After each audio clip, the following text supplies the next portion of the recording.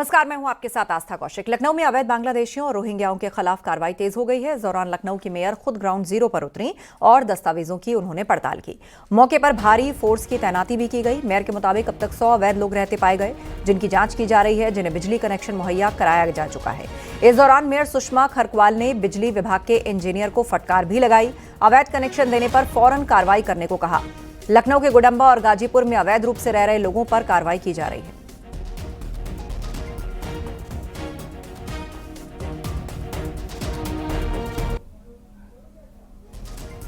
तो अवैध बांग्लादेशियों और रोहिंग्याओं के खिलाफ कार्रवाई लगातार जारी है। इस बीच ग्राउंड जीरो पर खुद लखनऊ की मेयर उतरी।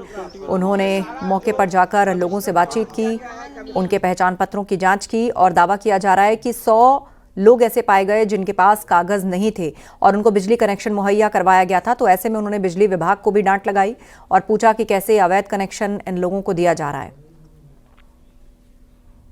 संबंधित राज्य और जो भी आईडी ये गुडम्बा थाना है। 2 केवी के मीटर पे 100 घरों को लाइट जल रही है। अगर यही कोई उपभोक्ता होता तो आप सील कर देते। अगर यही कोई उपभोक्ता होता, इसके लिए जो रिस्पॉन्सिबल है वो आप बुलाइए उनको। मैम, मैं चीफ साहब का नंबर मैसेज किया हूँ आपने कि मेयर साहब को, सॉरी आपके पीआरओ साहब को मैं मैसेज किया, उन्होंने मेरे से नंबर मांगा था कि जो रिस्पॉन्सिबल उनका नंबर दिया। तो लाइनमैन कहाँ है? लाइनमैन यही लोग हैं, तो सब लोग हैं। लाइनमैन कहाँ है? सबको बुला रहे हैं। आओ, तुरंत काटिए ये कनेक्शन। आपके चीफ साहब कहाँ बैठे हैं? गोमती नगर में बैठते हैं। चलो वहीं चलते हो। कब से रह रहे हैं? क्या नाम है आपका? इंतज़ अली। इम्तियाज अली। आप मूल रूप से कहाँ के रहने वाले हैं? असम। आसाम में कहाँ के? गोलपाड़ा डिस्ट्रिक्ट। गोलपाड़ा के हैं। आपके पास क्या क्या है अपने आईडी के रूप में? पान कार्ड है, आधार कार्ड है, एनआरसी डाटा भी है, सब कुछ है भैया। क्या अभी भी महापौर बता रही हैं कि तमाम पुरुष हैं जो इस बस्ती के वो यहाँ से गायब हैं, खाली महिलाएं ज्यादातर मिल रही हैं? नहीं, कौन गायब है? सब लोग है। हम लोग का सुनवाई ही नहीं दिया भैया। आया सामान निकाला तो ले जा रहा। हम लोग का किसी का कागज पत्ती के लिए पूछा ही नहीं भैया। तुम लोग कागज पत्ती दिखाओ। आपको यहाँ पर किसने बसाया है? यहाँ हम लोग तो अशोक भाई की जमीन पे बसाया है। यही अशोक भाई का। क्या किसी से कोई परमिशन आपने ली है? कोई किराया देते हैं? हाँ, यहाँ रुकने के लिए दिया। उसका जमीन है, हम लोग को रुकने दिया।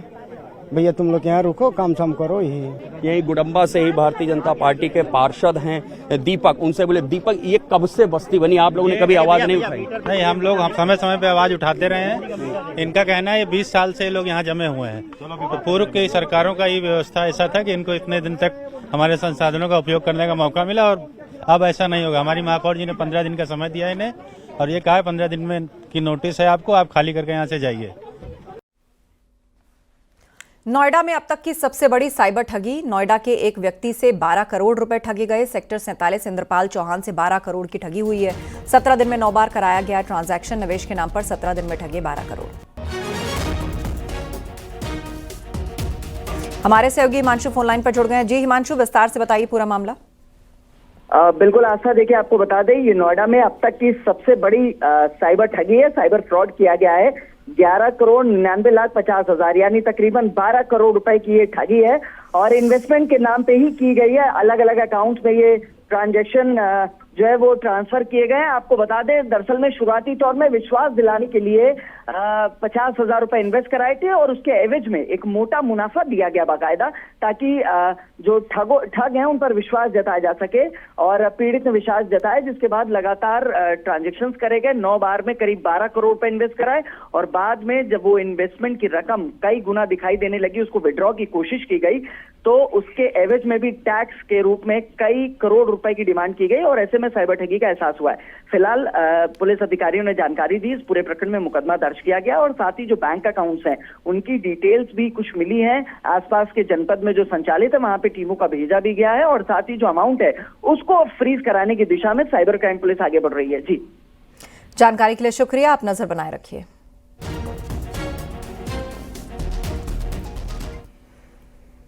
मुस्लिम धर्मगुरु महमूद मदनी के जिहाद पर दिए गए बयान पर विवाद अभी थमा भी नहीं था कि रामपुर से एसपी सांसद मोहिबुल्ला नदवी ने संसद के भीतर जिहाद करने की बात कह दी है।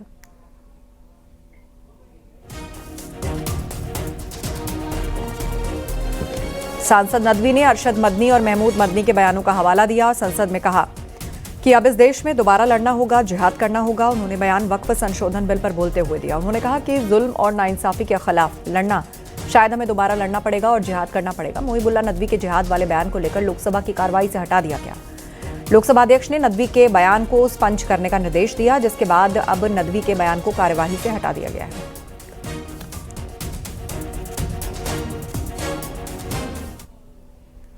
लोकसभा में दिए एसपी सांसद के बयान पर सियासी घमासान छिड़ गया। एसपी सांसद अफजाल अंसारी ने जहां उनके बयान को सही बताया, वहीं भाजपा सांसद संबित पात्रा इसके खिलाफ एक्शन की बात कर रहे हैं। वहीं कांग्रेस सांसद इमरान मसूद का कहना है जिहाद का मतलब देश के लिए कुर्बान होना है। कुछ गलत नहीं बोला है और न नदवी साहब ने गलत बोला है, न मदनी साहब ने गलत बोला है। हमारे हिसाब से जो मौलाना मदनी साहब ने कहा है कि जब जब जुल्म होगा तब अत्याचार और जुल्म के खिलाफ उसका विरोध करना ही उसका नाम जिहाद है। आपकी परिभाषा अलग है। आप अपने पसंद से जब चाहे जिहादी को गले लगा लो, आप अपने पसंद से जब चाहे जिहादी के ऊपर लानत कर दो। जिस प्रकार से इंडी गठबंधन के नदवी जी ने कल कहा कि अब तो जिहाद पार्लियामेंट तक आ गया है, जब जब जुल्म होगा, जब जब हमारे ऊपर किसी प्रकार का प्रहार होगा, हम जिहाद करेंगे, और वो भी पार्लियामेंट के प्रांगण में कह रहे हैं।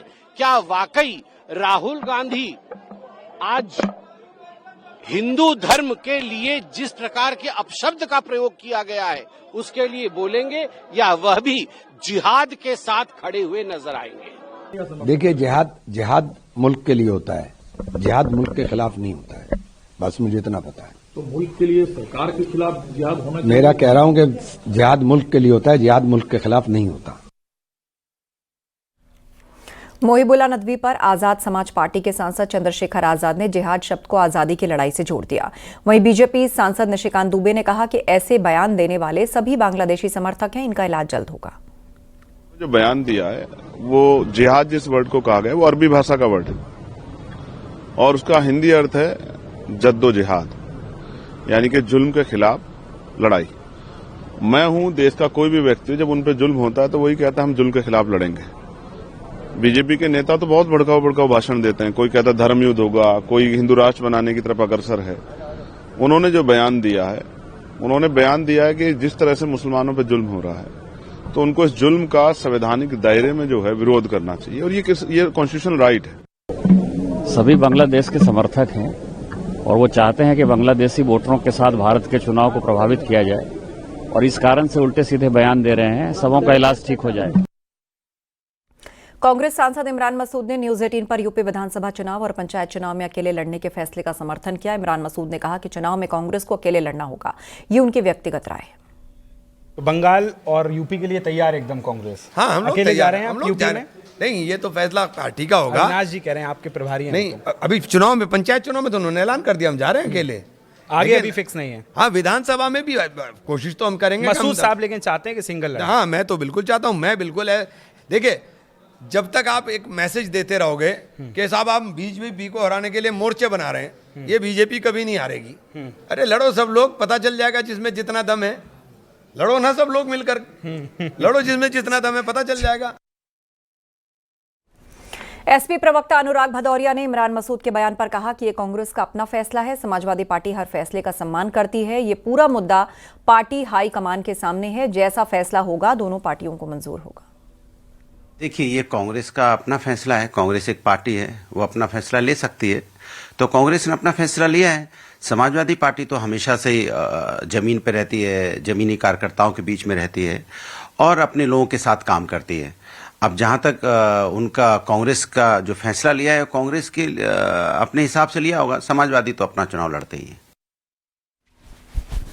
तृणमूल कांग्रेस के विधायक हुमायूं कबीर ने हाल ही में पश्चिम बंगाल के मुर्शिदाबाद जिले में हाल ही में बाबरी मस्जिद बनाने का ऐलान किया था।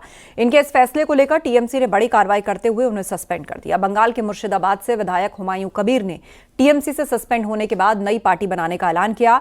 उन्होंने कहा कि टीएमसी से इस्तीफा देने के बाद मैं नई पार्टी का ऐलान करूंगा। दरअसल हुमायूं कबीर ने मुर्शिदाबाद में बाबरी मस्जिद बनवाने का ऐलान किया था, जिस पर सियासी घमासान मचने के बाद ममता बनर्जी की हुमायूं कबीर से नाराजगी की खबरें आईं और फिर पार्टी ने उन्हें सस्पेंड करने का फैसला किया। কালকেই রিজাইন দিয়ে দেবো তৃণমূল থেকে, কালকেই, এবং 22 তারিখে মুর্শিদাবাদে নিজের দলের ওপেনিং করব, ঠিক আছে? কালকেই রিজাইন দিয়ে দেবো তৃণমূল থেকে, কালকেই, এবং 22 তারিখে মুর্শিদাবাদে নিজের দলের ওপেনিং করব, ঠিক আছে?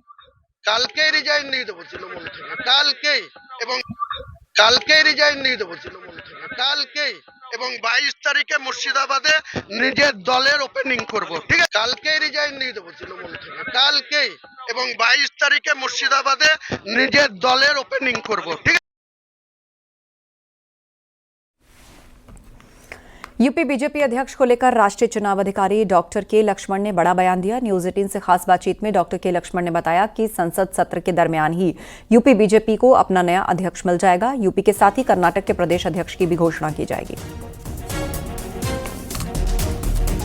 विश्व भर में सबसे बड़े दल के नाम के उभर के आए हमारे भारतीय जनता पार्टी, 14 करोड़ सदस्य हमारे दल में।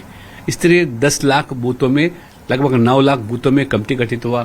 लगभग आज 18,000 यहाँ हमारे मंडल कमेटी में 17,000 कमेटी गठित हो गया और 1,000 के ऊपर जो जिला संगठन के माध्यम से जिला अध्यक्ष चुनना है उसमें भी 900 के ऊपर हो गया।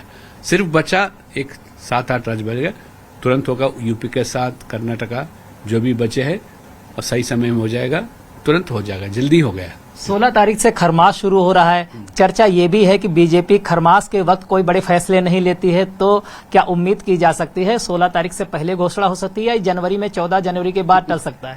नहीं, तारीख तो नहीं बताएंगे मगर जल्दी से हो जाएगा।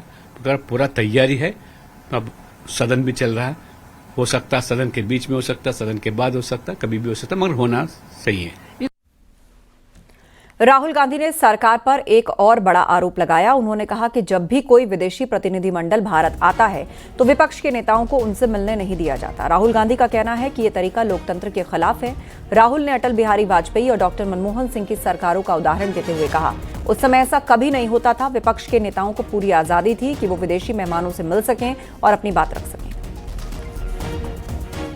जनरली इस सरकार की पॉलिसी है, नॉर्मली ट्रेडिशन होता है कि एलओपी के साथ जो भी बाहर से आते हैं उनकी मीटिंग होती है। ये वाजपेयी जी के टाइम होता था, मनमोहन सिंह जी के टाइम होता था, ये ट्रेडिशन रहा है। बट आजकल क्या होता है कि जो फॉरेन डिग्नेटरीज आते हैं या जब मैं कहीं बाहर जाता हूं तो सरकार उनको सजेस्ट करती है कि एलओपी से नहीं मिलना चाहिए। तो ये इनकी पॉलिसी है, ये हर बार करते हैं। जब मैं बाहर जाता हूं ये करते हैं, जब लोग यहाँ आते हैं मैं करता हूं।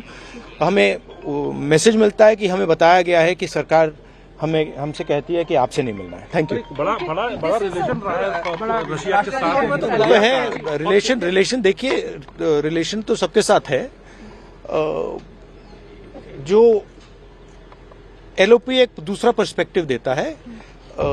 हिंदुस्तान को हम भी रिप्रेजेंट करते हैं, हाँ? सिर्फ सरकार नहीं रिप्रेजेंट करती है। तो सरकार नहीं चाहती कि ऑपोजिशन के लोग बाहर के लोगों से मिले। ये ट्रेडिशन है। एक सेकंड मुझे बोलने दीजिए। ये ट्रेडिशन है, ये नॉर्म है, बट मोदी जी इस नॉर्म को फॉलो नहीं करते हैं। फॉरेन मिनिस्ट्री इस नॉर्म को फॉलो नहीं करती है। Thank you. वाराणसी में रूसी राष्ट्रपति के स्वागत में लोगों ने बैनर लेकर पैदल मार्च निकाला। भारत और रूस की दोस्ती को आगे बढ़ाने की लोगों ने सराहना की और पुतिन के दौरे पर खुशी जताई। लोगों ने कहा कि रूस से भारत की दोस्ती विश्व शांति और विकास के लिए जरूरी है।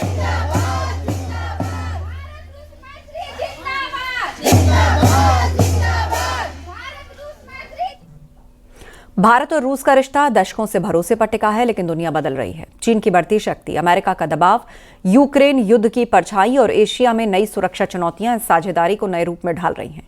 इस यात्रा में सिर्फ समझौते नहीं बल्कि दोनों देशों के भविष्य की दिशा तय होगी। ये रिपोर्ट देखिए।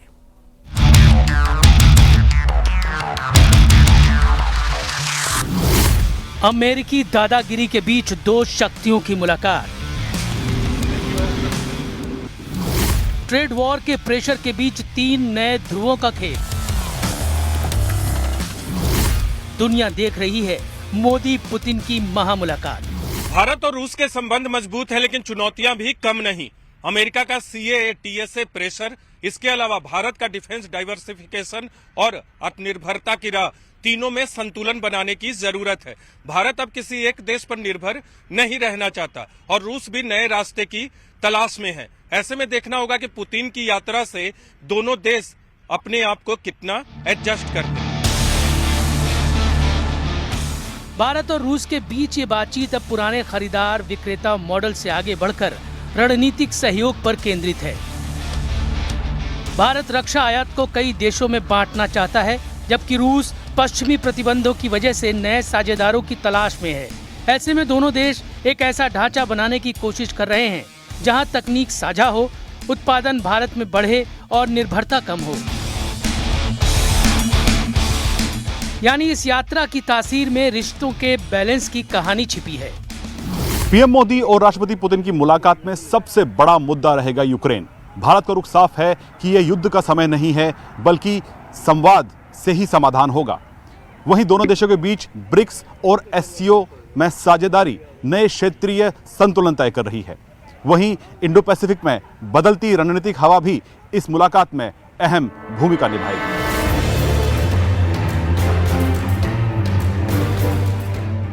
यूक्रेन युद्ध ने पश्चिम और रूस के बीच खाई को और गहरा किया है, लेकिन भारत अपनी स्वतंत्र विदेश नीति पर कायम है। यूक्रेन पर भारत शांति, संवाद और स्थिरता की वकालत करता है, जबकि रूस चाहता है कि उसकी स्थिति को वैश्विक स्तर पर समझा जाए।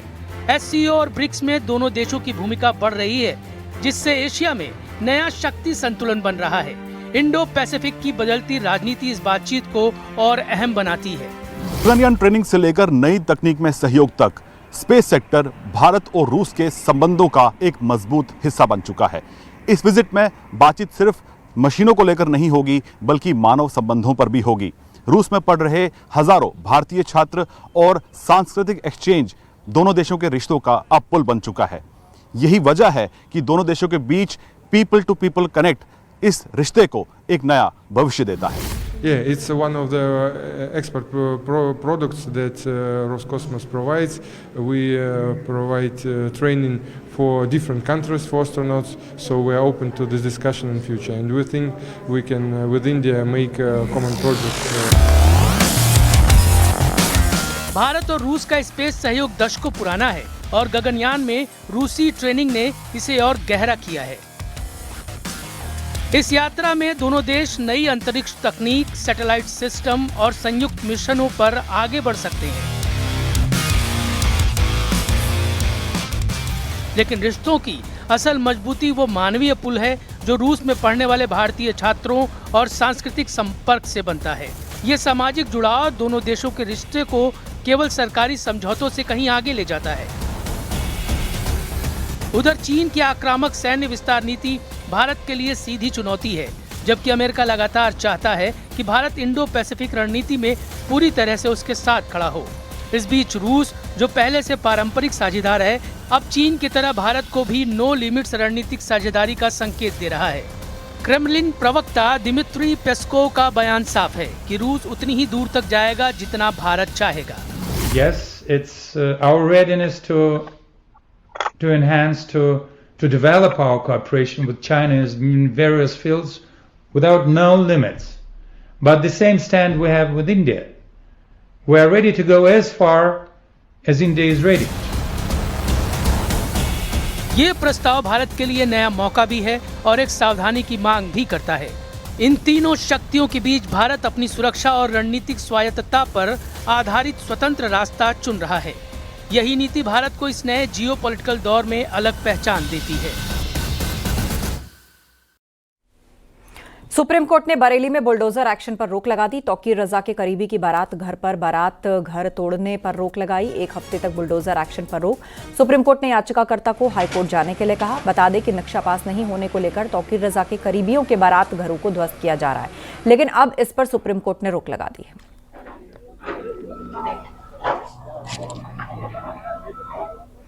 रामपुर में एसपी नेता आजम खान ने जेल में परिवार से मिलने से इनकार कर दिया और बताया जा रहा है कि आजम खान पत्नी, बेटे और बहन से नहीं मिले और अब्दुल्ला आजम से भी मिलने से इनकार कर दिया। तंजीम फातिमा, बेटे अदीब आजम और आजम खान की बहन इन लोगों से मिलने जेल पहुंचे थे। आजम खान की पत्नी तंजीम फातिमा ने कहा कि मुलाकात क्यों नहीं हो पाई, इसकी वजह मुझे पता नहीं। इसकी वजह तो मुझे नहीं मालूम। तो आपको मिलने नहीं दिया, क्या करा? नहीं मिलने नहीं दिए, उधर से इनकार हुआ ना, अब्दुल्ला ने मिलने से इनकार कर दिया। और आजम खान भी नहीं मिला? ना, वो भी नहीं मिला। अच्छा। दिल्ली में प्रदूषण को लेकर कांग्रेस सांसद इमरान मसूद ने कहा कि हालात बद से बदतर होते जा रहे हैं। दिल्ली में कोई काम नहीं हो रहा, AQI लेवल हाई जा रहा है। यह औद्योगिक इकाइयों और गाड़ियों से बढ़ रहा है। हमें ज्यादा से ज्यादा प्लांटेशन करना चाहिए। अच्छा, आम आदमी पार्टी की सरकार में और अभी रेखा गुप्ता जी की सरकार में कोई बदलाव देखते हैं आपकी? बस बहुत बद से बदतर हालात है। क्या हालात देखिए, AQI लेवल हाई जा रहा है ना। अभी एक जज साहब की टिप्पणी में पढ़ रहा था, उन्होंने कहा आप लोग दोष देते हो कि सिर्फ पराली जिम्मेदार है, किसान के ऊपर लगाते हो। जब कोरोना लगा था तब तो पराली जल गई थी, लेकिन आसमान साफ था, AQI मेंटेन था। तो ये क्या कारण है, कहाँ से निकल कर आ रहा है? औद्योगिक इकाइयों का प्रदूषण है, गाड़ियों का प्रदूषण है, तो ये इनको चेक करना चाहिए। और इससे लड़ने के लिए प्राकृतिक तरीका है कि हम प्लांटेशन करें। हम प्लांट्स को काट देते हैं। अगर आप कार चलाते हैं तो सावधान रहे, क्योंकि आपका चालान सिर्फ रेड लाइट जंप करने या फिर ओवर स्पीड या सीट बेल्ट ना पहनने के अलावा दूसरी वजहों से भी कट सकता है। दिल्ली पुलिस ने उन लोगों के भी चालान काटे जो सिगरेट पीते हुए ड्राइव करते हैं, काफी तेज आवाज में कार के भीतर गाने चलाते हैं, टूटे वाइपर और कार में ज्यादा सामान भरने पर भी चालान कटे। ऐसे लोगों से 500 से लेकर 1500 रुपए तक का जुर्माना वसूला गया। टूटे वाइपर और ज्यादा सामान भरने पर भी चालान कटे हैं। कार चलाने वाले सावधान, आपने जो सोचा नहीं अब वो सब भी चालान के दायरे में आता है और उस पर चालान कटता है। ये कर दिखाया है पुलिस ने। सिगरेट, तेज आवाज में म्यूजिक, ज्यादा सामान की लोडिंग, टूटा हुआ वाइपर, इन सब पर भी चालान किया गया है।